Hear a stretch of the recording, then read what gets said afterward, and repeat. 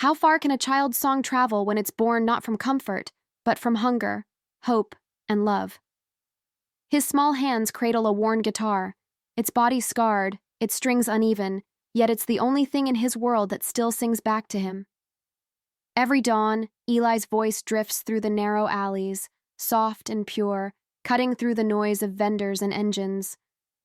People stop, not out of pity, but because there's something in his song, a quiet ache that feels like it belongs to everyone. He sings of love, loss, and longing, words he doesn't fully understand, but emotions he knows by heart. Behind him, at the edge of the street, sits Lola Rosa, his grandmother. Her frail figure leans against the wooden frame of their makeshift stall. Her eyes, tired yet gentle, watch Eli as if he were the only light left in her fading world. She coughs softly, wrapping herself in a thin shawl. Eli knows that each song he sings is a prayer, not for fame, not for applause, but for one more day with her. Coins drop into a rusty tin can beside him, small blessings from strangers who hurry past.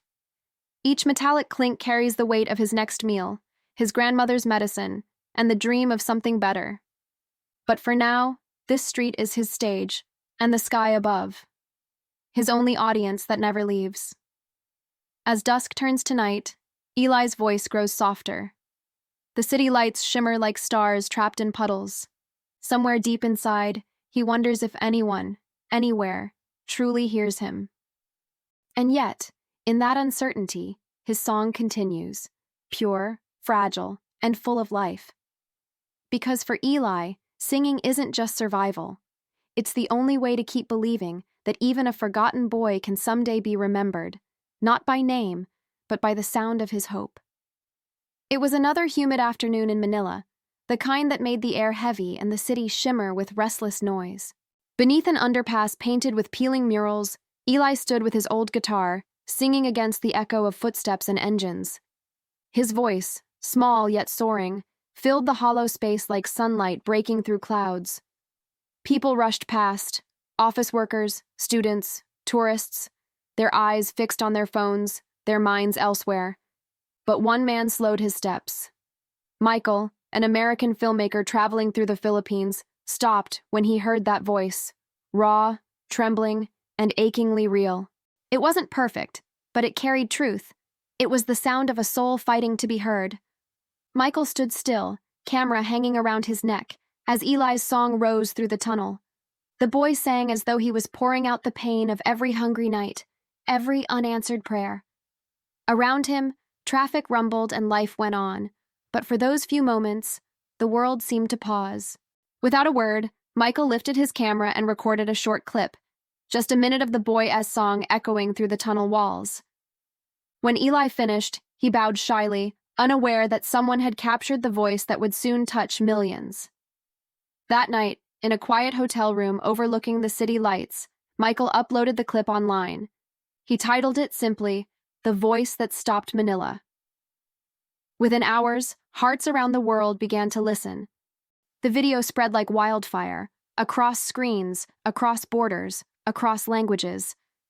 People wrote comments filled with disbelief and tears. "Who is this boy?" they asked. "Find him." Back on the streets, Eli slept beside his grandmother, unaware that his voice, once carried only by the wind, was now being carried by millions. Somewhere across the ocean, people he would never meet were replaying his song, feeling something they couldn't explain. For the first time in his life, Eli's music had escaped the walls of poverty and traveled into the hearts of strangers. Destiny had heard him singing, and it was finally singing back. Morning sunlight spilled over the crowded alleys of Eli's neighborhood, turning tin rooftops into mirrors of gold. But inside the small shack that Eli and Lola Rosa called home, something had changed. A knock came at their door, sharp, unfamiliar. When Eli opened it, he found a small crowd gathered outside. Reporters, camera crews, neighbors, all smiling, all talking at once. Someone held up a phone showing a video of him singing under the underpass. It had millions of views. His voice had crossed oceans. The world had found him. Eli stood frozen, his heart pounding in disbelief. He wasn't sure what to feel. Joy, fear, confusion. They all tangled together like the guitar strings he'd spent years trying to fix. Lola Rosa placed a trembling hand on his shoulder, her eyes wet with pride and worry. Within days, messages poured in from around the world. A local charity reached out, offering to sponsor Eli's trip to Singapore to audition for Asia's Got Talent. They said his story had touched millions. They said the world wanted to hear him again. This time, on a stage brighter than any he had ever known. As he prepared for the journey, the city that once ignored his songs now cheered his name. Strangers brought gifts, new clothes, a fresh guitar, even letters of encouragement. But in his heart, Eli remained the same boy who sang for coins under flickering lights.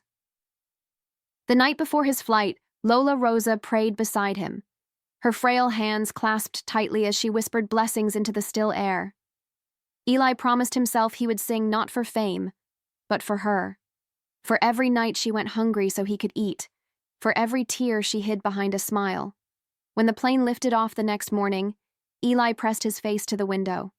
The city of Manila grew smaller beneath the clouds. For the first time, he was leaving the streets, not to escape them, but to carry their song into the world. The stage lights were blinding, brighter than any sunrise Eli had ever seen. The crowd stretched endlessly before him, faces blurred by tears, awe, and silence. For a boy who once sang to strangers on the streets of Manila, the world now felt impossibly large. His small hands gripped his new guitar, the wood still smelling of varnish, but his heart still carried the rhythm of home. Backstage moments earlier, he had stood trembling, not from fear, but from the weight of dreams far bigger than himself. He thought of Lola Rosa, sitting by the window at home, her radio turned on, waiting to hear her grandson's name. Her frail smile became his strength.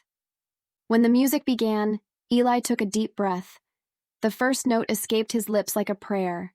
It floated softly into the air, filling every corner of the silent auditorium. His voice was raw and unpolished, yet it carried something no microphone could perfect. Truth. As he sang, memories flickered in his mind like scenes from an old film.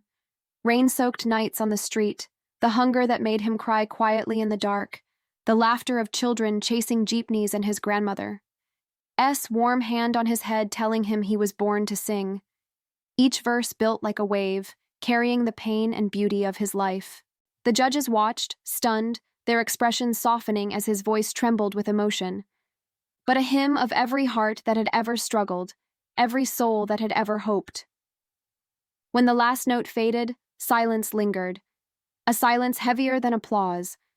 Then, like a breaking tide, the audience rose to their feet. Tears glistened under the golden lights. A judge reached forward and pressed the golden buzzer. In an instant, the air exploded in a shower of golden confetti. Eli looked up as it rained over him, shimmering pieces of light, falling like blessings from heaven. For a moment, he wasn't a poor boy anymore. He was a voice, one that had finally been heard.